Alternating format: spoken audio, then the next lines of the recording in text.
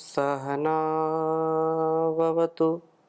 सहनौ भुनक्तु सह वीर्यं करवावहै तेजस्विनावधीतमस्तु मा विद्विषावहै। ओम शांति शांति शांति। वैदिक जीवन पद्धति की इस कक्षा में आप सभी का हार्दिक स्वागत है, अभिनंदन है। वेदो अखिलो धर्म मूलम, वेद सब सत्य विद्याओं का पुस्तक है। वेद का पढ़ना, पढ़ाना, सुनना, सुनाना तथा अपने आचरण में लाना, अपने व्यवहार में लाना हम सभी श्रेष्ठ जनों का, आर्यों का परम कर्तव्य है। क्योंकि बिना ज्ञान को जाने और उसको माने, उसको बिना जिए हम इस संसार का भी उपकार नहीं कर सकते, अपने जीवन का भी उद्धार नहीं कर सकते हैं। तो अपने जीवन का उद्धार हम करें, इस संसार का भी उद्धार करें, यही हमारे मनुष्यता की पहचान है। इसके बिना जीवन हमारा शमशान में एक मृतक के समान है। हम जैसे इस भौतिक जीवन में यदि आध्यात्मिकता से युक्त होकर के, यदि हम भक्ति के साथ, यदि हम निष्ठा के साथ, कृतज्ञता के साथ, करुणा के साथ यदि हम सेवा, सत्कार, परोपकार की भावना मन में नहीं लाते हैं तो पशु से भी बदतर हमारा जीवन हो जाता है। हम सब प्राणियों में श्रेष्ठ हैं, तो हमारी श्रेष्ठता हमको सदा प्रतिष्ठित रहे, ऐसा कार्य करना चाहिए। ऋग्वेद के 5वें मंडल के 47वें सूक्त का हम स्वाध्याय कर रहे हैं और हम आज इसके 7वें मंत्र का स्वाध्याय करेंगे। बहुत ही सुंदर वेद मंत्र है। प्रथम इस वेद मंत्र को आपके समक्ष लिखता हूँ, फिर चर्चा करूंगा। ओम तदस्तु मित्रा वरुणा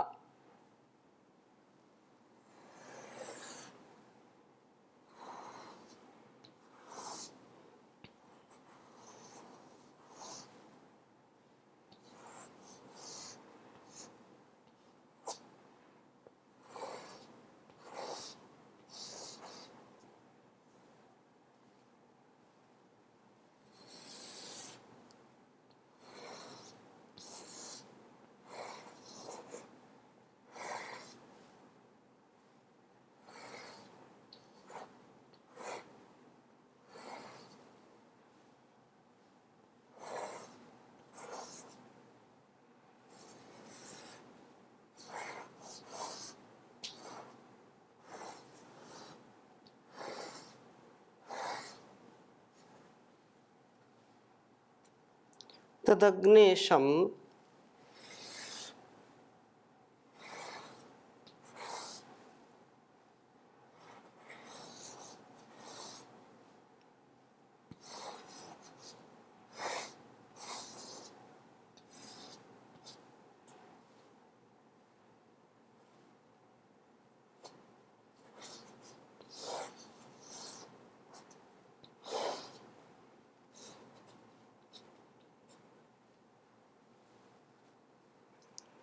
योरस्मभ्यमिदमस्तु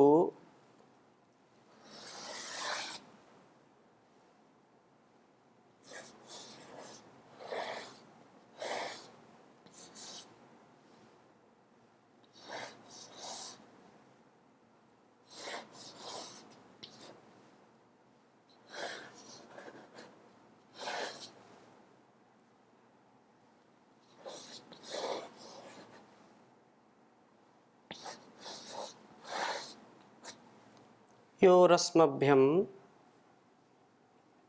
इदमस्तु।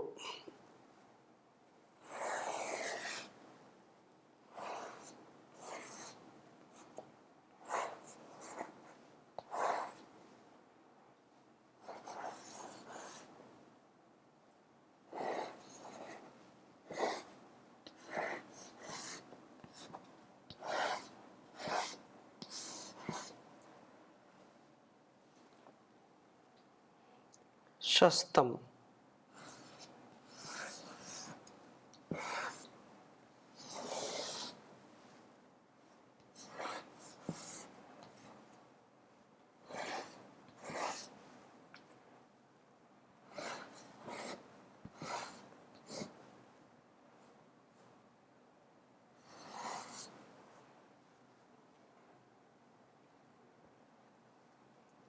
अशीमहि गाधमुत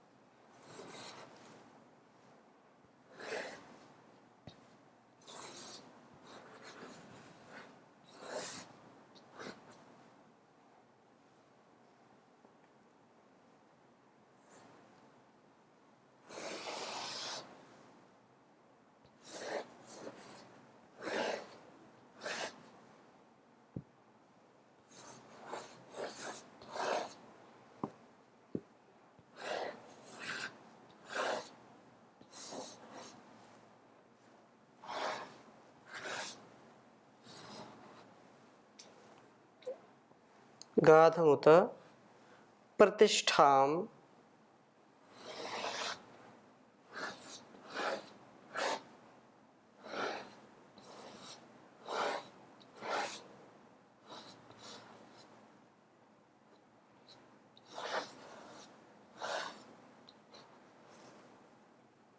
नमो दिवे बृहते साधनाय।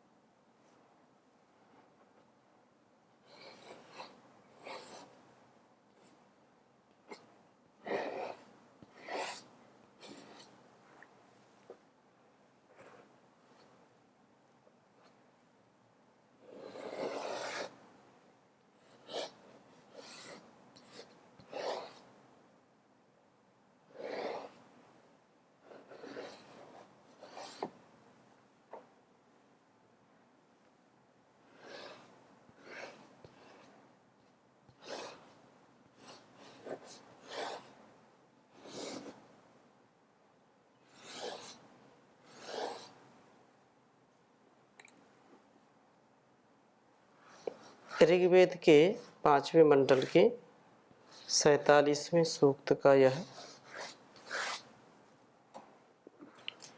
7वां मंत्र है।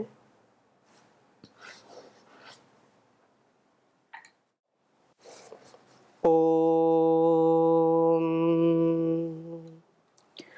तदस्तु मित्रा वरुणा तदग्निशं योरमस्मभ्यमिदमस्तु षष्ठम् अशीमहि गाधमुत प्रतिष्ठां नमो दिवे बृहते साधनाय। ओम तदस्तु मित्रा वरुणा तदग्निशं योरस्मभ्यमिदमस्तु षष्ठम् अशीमहि गाधमुत प्रतिष्ठां नमो दिवे बृहते साधनाय। बहुत ही सुंदर भाव है इस वेद मंत्र का।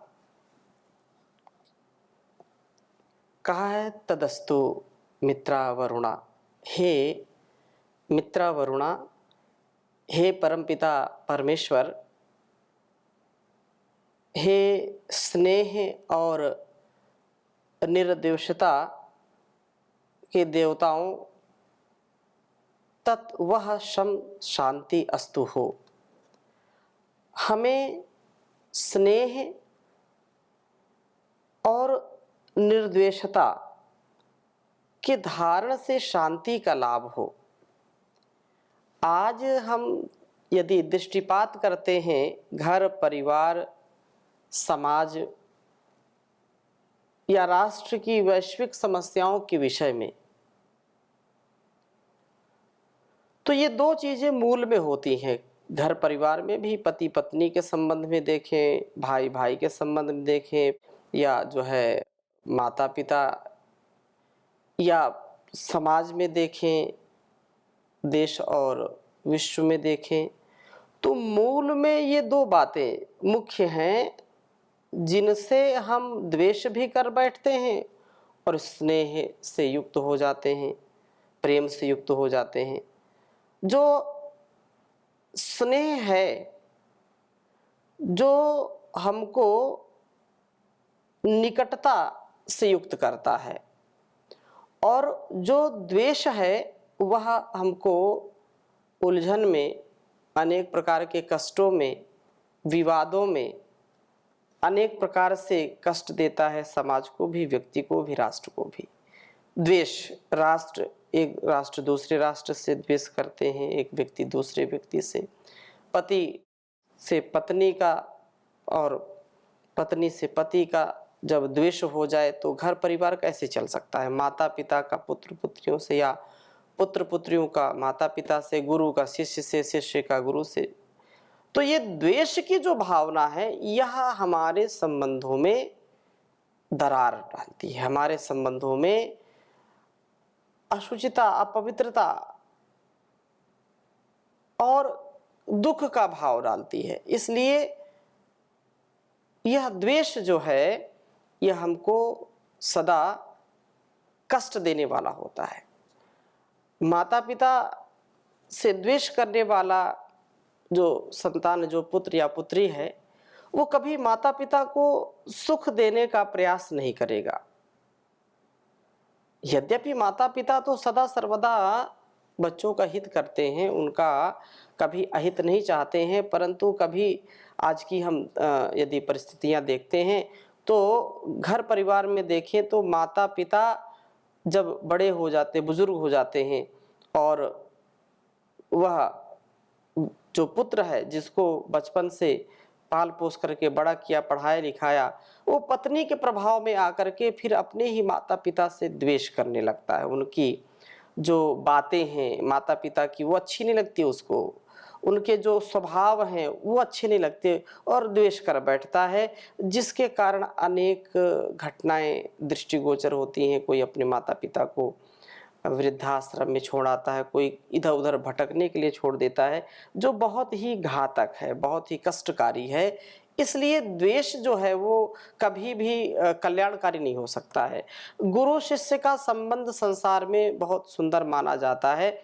गुरु शिष्य के संबंध में भी यदि गुरु शिष्य से द्वेष करे, शिष्य गुरु से द्वेष करे, तो विद्या कभी भी फलीभूत नहीं होगी। विद्या का कभी व्यक्ति आधान नहीं कर सकता अपने जीवन में। इसलिए वेद मंत्र कहता है, जब वेद हम अभी पढ़ते हैं तो एक मंत्र बोलते हैं, सहना भवतु सहनौ भुनक्तु सह वीर्यं करवावहै तेजस्विनावधीतमस्तु मा विद्विषावहै। इस मंत्र में भी यही कहा, मा विद्विषावहै, अर्थात वह परम पिता परमेश्वर हम दोनों गुरु शिष्यों को सक्षम बनाए।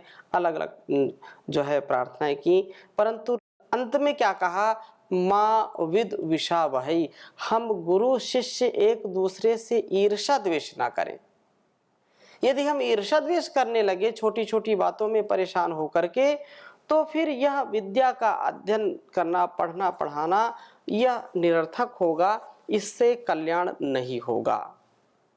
पति पत्नी के संबंध भी पवित्र होते हैं एक दूसरे के लिए, और पति की यदि जो आदतें हैं या स्वभाव है पत्नी को अच्छी ना लगे, या पत्नी की आदतें जो स्वभाव पति को अच्छा ना लगे, तो चर्चा परिचर्चा करके उनको दूर करने का प्रयत्न करना चाहिए।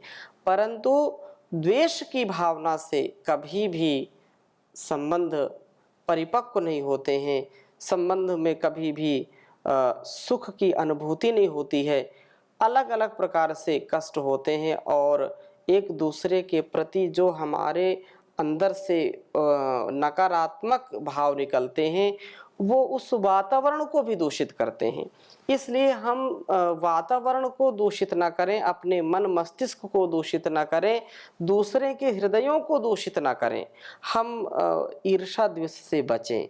सुख और शांति का लाभ लेना चाहते हैं तो यहाँ ये प्रार्थना की है कि हे स्नेह और निर्दोषता के देवताओं, हमको शांति प्राप्त कराइए, हमें स्नेह और निर्दोषता को धारण करने का सामर्थ्य दीजिए, जिससे हम शांति का लाभ मिल सके हमको, हम शांतमय आनंदमय जीवन व्यतीत कर सकें।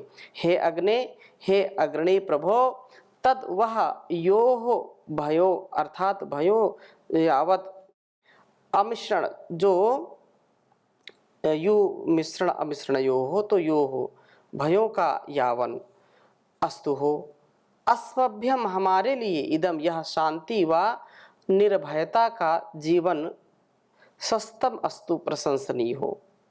हम मित्र वरुण व अग्नि की आराधना करते हुए कहते हैं कि गाधम प्रतिष्ठा, तो स्थिति को प्राप्त करें अथवा लिप्सा प्राप्त करने के लिए इष्ट वस्तु को असीम ही प्राप्त करने वाले हों, उत और प्रतिष्ठाम यश व कीर्ति को प्राप्त करें।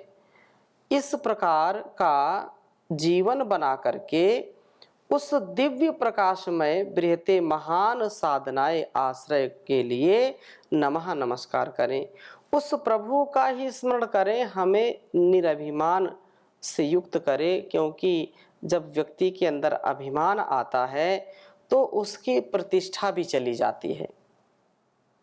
तो हम प्रतिष्ठा से युक्त हों, हम अपने अनुशासन से युक्त हों, आत्मस्थ जीवन जीने वाले हों, कल्याणकारी जीवन जीने वाले हों, हम स्नेह से युक्त हों, निर्दोषता व प्रगति की भावना वाले हों, ऐसी भावना धारण करें। इससे हमें शांति, निर्भयता, इष्ट वस्तु लाभ व प्रतिष्ठा की प्राप्ति हमको होती है, और ऐसा होने पर निरभिमान बने रहने के लिए हम प्रभु के प्रति नतमस्तक हों। प्रभु की भक्ति ही हमको निरभिमान से ईर्ष्या से रहित बना सकती है, द्वेष से रहित बना सकती है, स्नेह से युक्त, द्वेष से मुक्त, भक्ति से युक्त, क्लेशों से मुक्त जीवन हम जीने का प्रयत्न करें। तो ये बहुत उत्तम बात है। काम, क्रोध, लोभ, मोह, ईर्ष्या, द्वेष, छल, कपट आदि ये जो दुर्गुण है, दुर्व्यसन है, दुर्व्यवहार है, इनसे बचने का उपाय यही है। क्योंकि अहंकार कभी भी व्यक्ति को परिष्कार क्यों नहीं ले जाता। अहंकार से व्यक्ति का तिरस्कार होता है, अहंकार से उसके कुसंस्कार में वृद्धि होती है, सुसंस्कार उसके नहीं बढ़ते। इसलिए अहंकार छोड़ दे। मत कर तू अभिमान रे बंदे, झूठी तेरी शान रे बंदे। मत कर तू अभिमान रे बंदे, झूठी तेरी शान रे बंदे। तेरे जैसे लाखों आए, लाखों इस माटी में समाए। तेरे जैसे लाखों आए, लाखों इस माटी में समाए। रहना नामो निशान रे बंदे, मत कर तू अभिमान रे बंदे। बहुत काम पर जीवन थोड़ा, उस पर मन का चंचल घोड़ा। बहुत काम पर जीवन थोड़ा, उस पर मन का चंचल घोड़ा। सोच समझ नादान रे बंदे, मत कर तू अभिमान रे बंदे। समय बड़ा बलवान रे बंदे, मत कर तू अभिमान रे बंदे। तो जो अहंकार है, जो अभिमान है, वह अभिमान व्यक्ति को शमशान की ओर ले जाने वाला है, व्यक्ति के नामो निशान को मिटाने वाला है। और जो व्यक्ति अहंकार से मुक्त है, जो छल कपट ईर्षा द्वेष से मुक्त है, स्नेह से युक्त है, प्रेम से, करुणा से, सौहार्द से, परस्परता, कृतज्ञता, निष्ठा के साथ जिसका जीवन जुड़ा हुआ है, वह व्यक्ति सदा सर्वदा सर्वत्र उत्थान की ओर जाता है, पतन की ओर कभी नहीं जाता। इसलिए तेजस्विता से हम युक्त हों, हमारे जीवन में तेजस्विता परम आवश्यक है। हम छोटी छोटी बातों में फंस जाते हैं, छोटी छोटी बातों में ईर्षा द्वेष करने लग जाते हैं एक दूसरे से। ये जो संबंधों में खटास डालने का काम है। यदि हम छोटी सी बात के लिए किसी से ईर्षा द्वेष कर लें, झगड़ा कर लें, तो फिर वैसा हमारा स्वभाव बन जाता है। हम चिड़चिड़े स्वभाव के हो जाते हैं। हमारा संस्कार जो अच्छा होना चाहिए था, वो खराब संस्कार बन जाता है। और ये संस्कार केवल एक जन्म के नहीं, अनेक जन्म के, जन्म जन्मांतरों के हमारे पुरुषार्थ का परिणाम हमारा संस्कार होता है, हमारा स्वभाव होता है। इसलिए यन मनसा मनुते तद वाचा वदति, यद वाचा वदति तद कर्मणा करोति, यद कर्मणा करोति तद अभिसंपद्यते। व्यक्ति जैसा मन से विचार करेगा वैसा वाणी से बोलता है, और जैसा वाणी से बोलेगा वैसा वो करेगा, और जैसा करेगा, जैसा उसका कर्म है, वैसा ही व्यक्ति का फिर स्वभाव हो जाता है। और स्वभाव जैसा होगा, फिर जन्म जन्मांतरों का जो संस्कार है वह दृढ़ होता चला जाता है। इसलिए यदि हमारे कुसंस्कार हैं, यदि हमारे अंदर ऐसे पाप युक्त संस्कार हैं, उनको हम दग्ध बीज करना चाहते हैं, उनको जलाना चाहते हैं, तो फिर हमको तप की भट्टी में तपना पड़ेगा। यही एक उपाय है। तो इस प्रकार से यह 47वें सूक्त तक हमने पढ़ा। 48वें सूक्त में भी पहला मंत्र बहुत अच्छा है। इसमें कहा तेजस्विता व प्रज्ञा से युक्त हमारा जीवन होना चाहिए। ओम कदो प्रियाय धामने मनामहे, स्वक्षत्राय स्वयशसे महे वयम, आमन्यस्या रजसो यदभ्रा आ अपूर्णाम वितनोति मायिनी।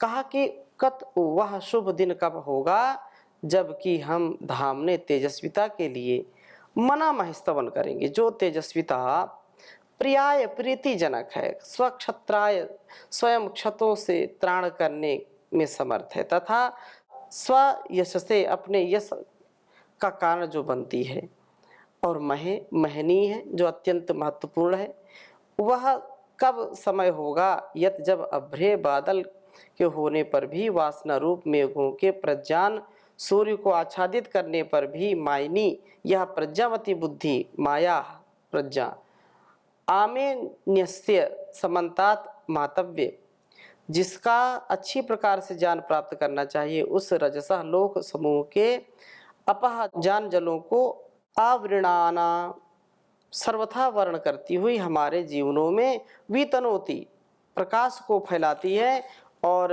लोक समूह का बुद्धि से ज्ञान प्राप्त करा करके इसके साथ यथायोग ही कल्याण संभव होगा। तो हमारे जीवन का यही लक्ष्य हो कि हम तेजस्विता को धारण करें, ओजस्विता को धारण करें, प्रज्ञा से युक्त हों।